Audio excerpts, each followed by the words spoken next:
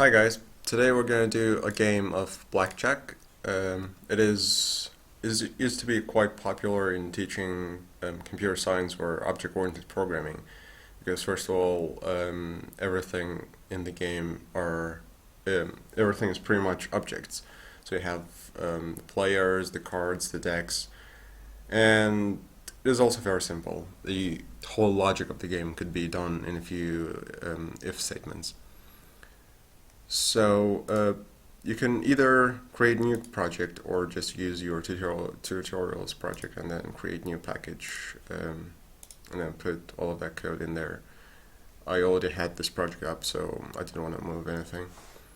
We'll have four classes, as you can see: the BlackJack main, the actual application, the card, the deck, and the hand. So these are our classes. I'll start off with a card because it's the simplest probably. So these are the imports that you'll need for this particular class. It extends parent. As always, we usually take parent when we want our own graphics. Enum suit, so there are only four types, so enumeration is the perfect way of having constant types: hearts, diamonds, clubs, and spades. This is pretty straightforward. Rank, it goes from 2 to ace, and the values are within it, so this is a bit more complex definition of an enum. So it's basically an enum that has a field called value.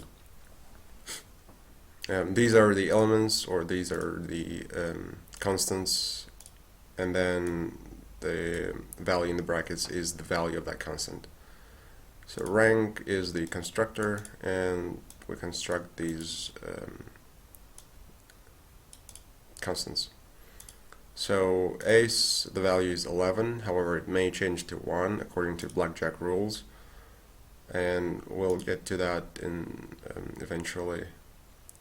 And this is the definition of our class card. It has a suit, has a rank, and it has a value. A card can be constructed by simply passing suit and rank, because that's what a card has basically. And the value is basically the value of that rank. So we do this, assign all the fields, then we get to the graphical part. So the graphics of the card will be represented by a rectangle, call it background. These are the width and the height of the rectangle. Arc width and arc height make the rectangle sort of very smooth on corners. This is the color of the rectangle, the color within the rectangle, so fill. Text is the text of the card, or how card can be represented as a string, and this is that method. We simply take the rank to string, will return us the rank as it is spelled here in the enum declaration.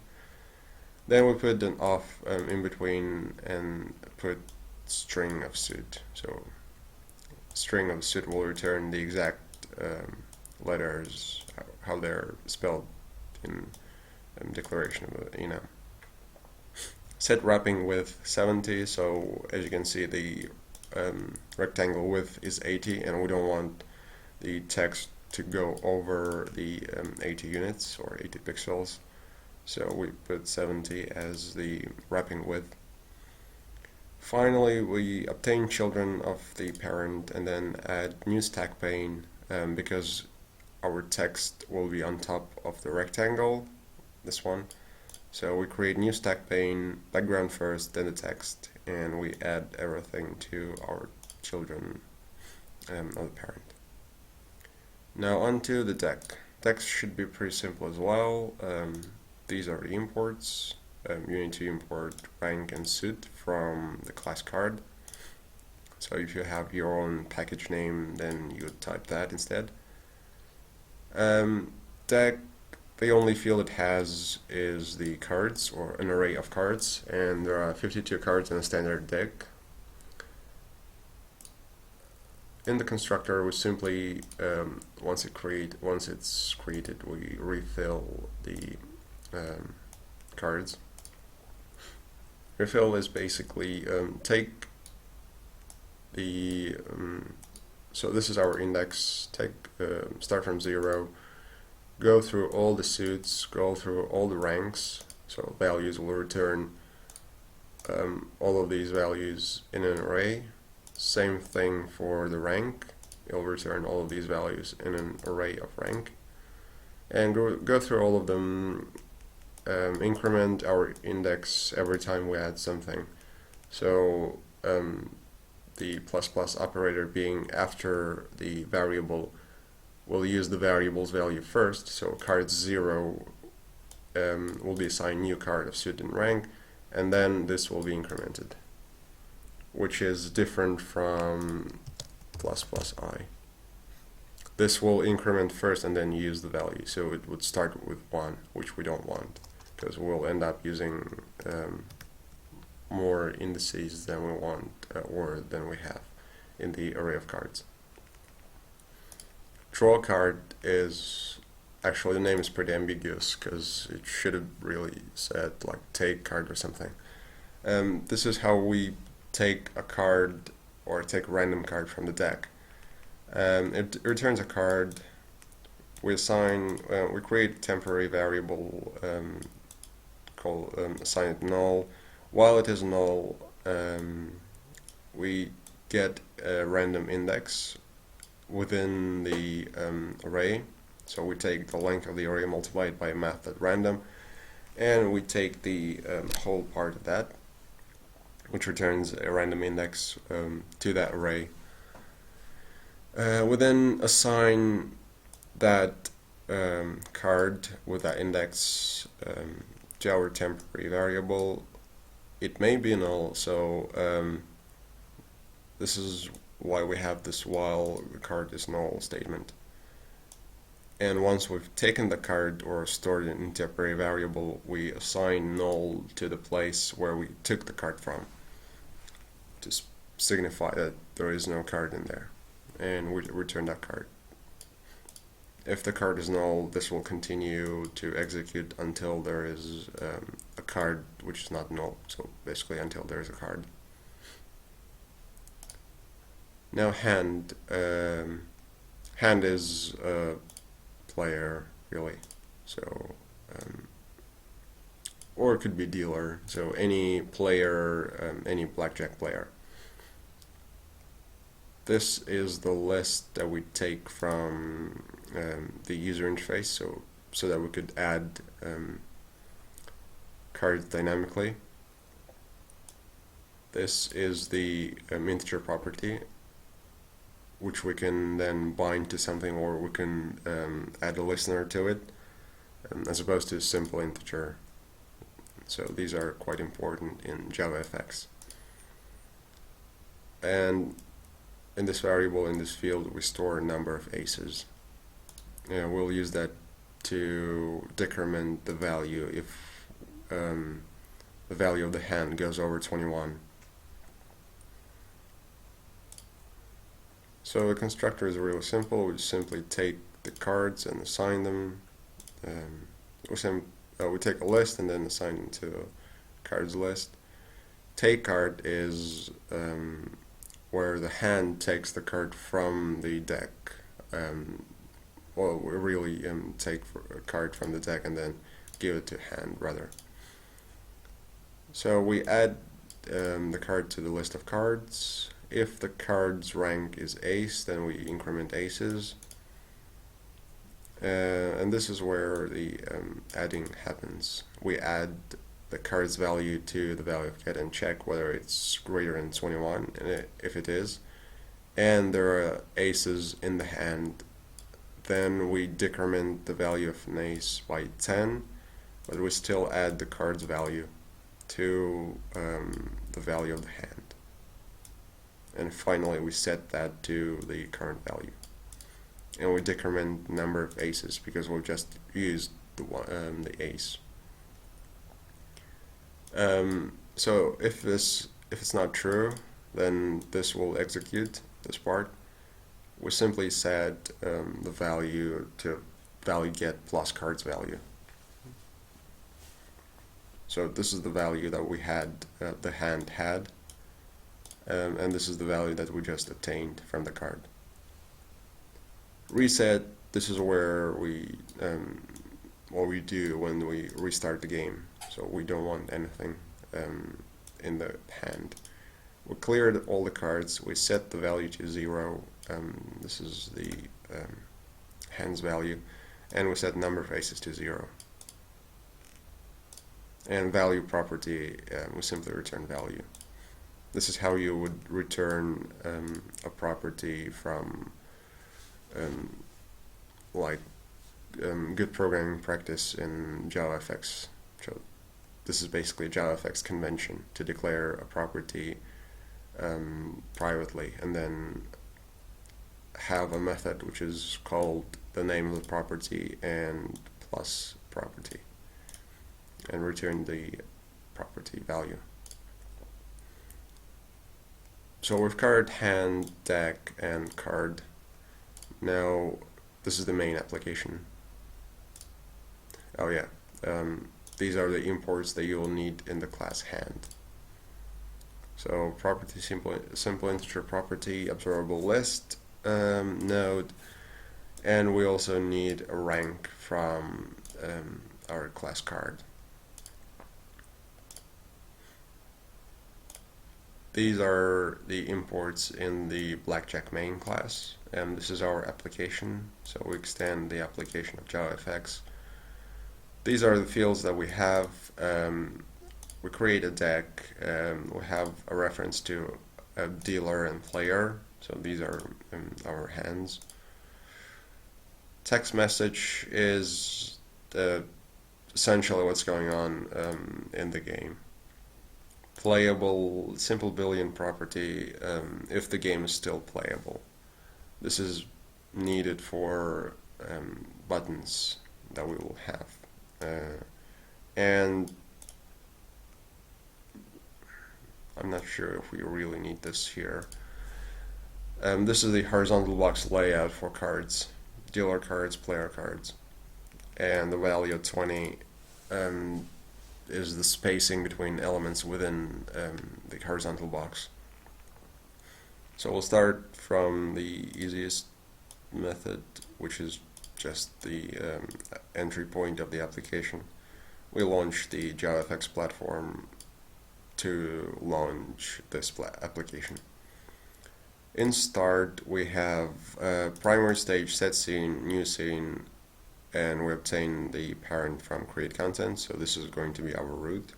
This method will return the root of our scene graph. We then set width of the window, really, because stage is like a window. 800, 600. Set resizable false. We don't want the user to be able to resize our window. Title, BlackJack, and finally show the window. So create content is, yeah, it's long-ish. Yeah, well, that's fine. So we first we create our objects of hand objects. So new hand, dealer cards, get children. These are the children of horizontal box, so we directly obtain the children, so we could add to them. And this goes to observable list node. So by adding a card to the list of cards, we'll automatically add that to the graphical user interface as well. We create our root node, which is a pane. Pane is essentially a layout that doesn't have any layout, if that makes sense. You define your own layout, and this is what is typically used for games, because in business applications you typically want things to be resizable and sort of UI responsive and things like that. Set preferred size 800, 600. Background, we set the color to black. So set style, background color. This is sort of like CSS kind of thing. RGBA, red, green, blue, and alpha. So color black and transparency, not transparent, so opacity 100%. This is their layout for the root, so we'll have horizontal box with spacing 5. Set padding, it is the margin from different directions. So this is top, this is right, bottom, and this is from left. Rectangle, so this is going to be our left rectangle. Actually, it's much easier if I run the application. So this is our user interface for BlackJack. The horizontal, so the background, if you can see the black part underneath, so this is our background. Root layout is the horizontal box that holds these two big rectangles. And the spacing is 5, so the difference, spacing between two elements is 5 pixels or 5 units. Left rectangle is width, height, so it's that one, the green one. Arc width is these parts, so we smooth the corners, 50 and 50. Fill green, so the color is green. Rectangle right, exactly the same. With different values. So this is the stack pane that we have on the left. So if I start the game, stack pane, left vertical box,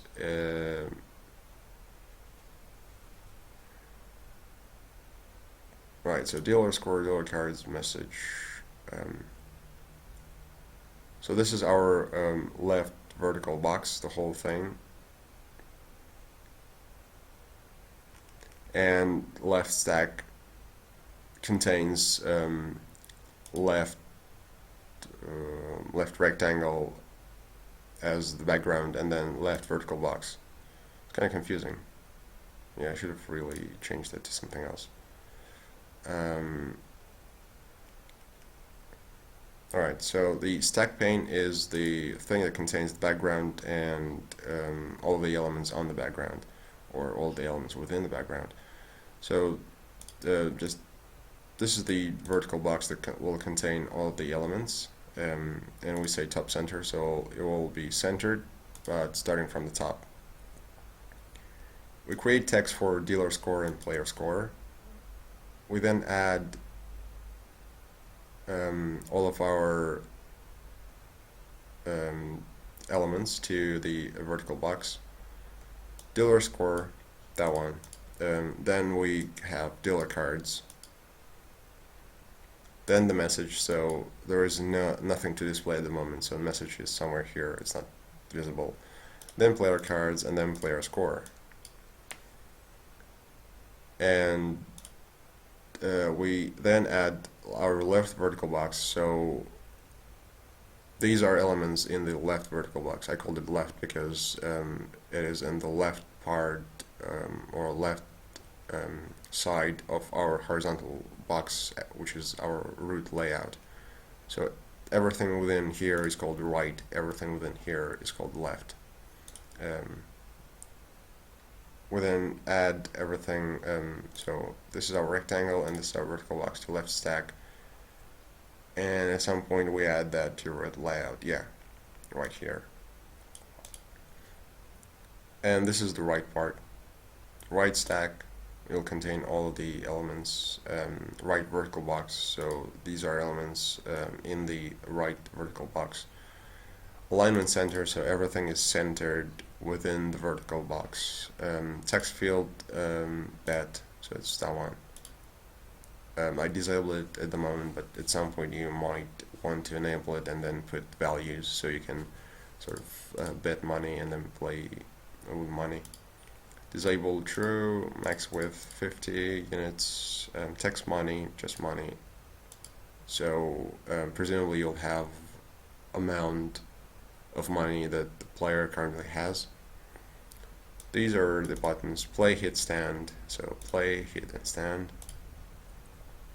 This is the horizontal box for buttons. We set the alignment to center. This is for hit and stand. So we disable button hit. We don't really need to do that because we'll then bind them later anyway. So, yep. Get shown at all button hit and stand. So these are the two. We can even make it simpler.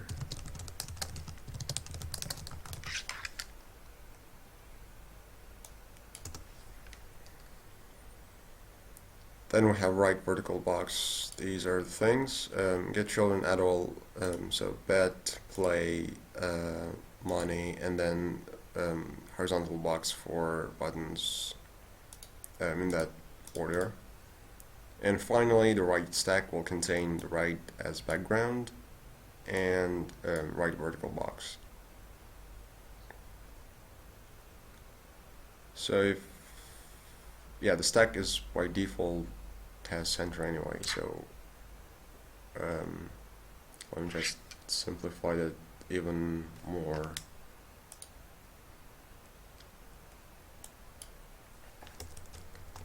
So this will be new stack pane.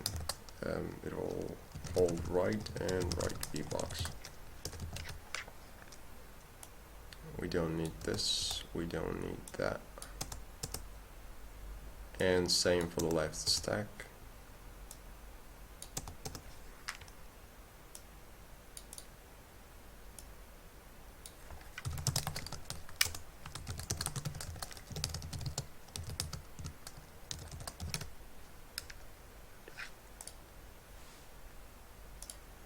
Root layout is the horizontal box. Yep, that'll do. So this is a bit simpler. Left vertical box. So these are the elements within the left vertical box. These are the elements within right vertical box, and we add them to the stack pane, with left being the background and right being background here. So I'll just rename them to right BG and then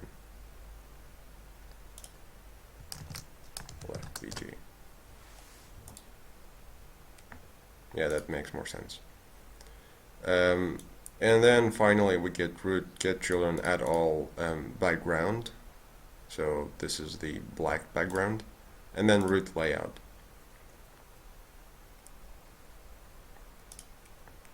Technically, all of that should be in an fxml file, so that UI is different, or rather isolated from logic. We then bind our properties. Button play disable property bind playable. So while it is playable, the button play will stay disabled. And button hit and stand, on the other hand, will not. So it's the opposite. Playable, not. This returns a property or binding, Boolean binding. Then player score is our text. Yep, this is the text for dealer and player.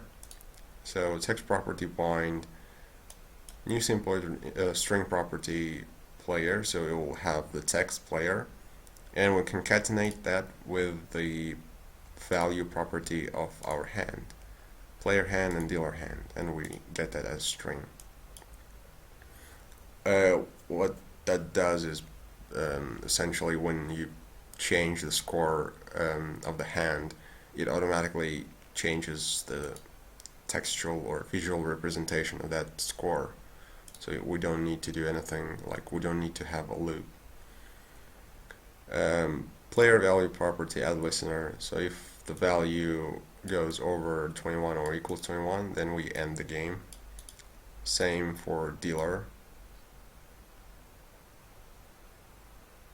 Actually, we could have used the same listener. Init buttons, so button play an action this is what happens when the button play is pressed. So we start a new game. Button hit, we take another card from the deck. And button stand, we no longer take any cards. However, dealer, if his value is less than 17, he'll take cards and until the value goes over 17 or is 17. And we then end the game because we're standing and the player cannot take more cards, or the dealer cannot take more cards. Finally, we return the root, which is declared way over there, and we return that to our scene. Start new game. We set the player bool to true. We set message to nothing, so there is no message to display. We refill the deck. We reset our dealer and player. We then give 2 cards to dealer and give 2 cards to player. End game is playable, set false because the game is no longer playable. Dealer value will simply get the property. String winner, this is sort of like debugging information in case I've missed any of the game logic here. So if there are checks which I have missed, neither of this will be executed, and it will just say exceptional case. Dealer has value of that and player has value of that. It hasn't occurred yet, so I think I've covered all the cases. So if dealer's value is 21, dealer wins automatically, or player value goes over 21. So basically there are many ways dealer can win, and very small cases where so basically the chances of player winning are very small. So if nothing of that happens, then if player's value is 21, then he wins, or dealer goes over 21, or player's value is greater than 21 or greater than dealer's value, and then the winner is player. So like I said, the whole game logic could be done in a few if statements. And the order is important because we need to make sure that either 21 has been reached or there's still less than 21. Finally, we set message just who won, really. So I got 17 hit. I got king, which is 10, and then ace went minus 10, so I still have 17. I got 20 now because of 3, and will stand. And dealer has 18 and player has 20, so the player wins. And we play, everything is reset, we can play further. If the values are equal, then dealer wins. So this was BlackJack game. I will upload the code because there's quite a lot of things to write down, really. And yeah, I'll put up the link in the description. And thanks for watching.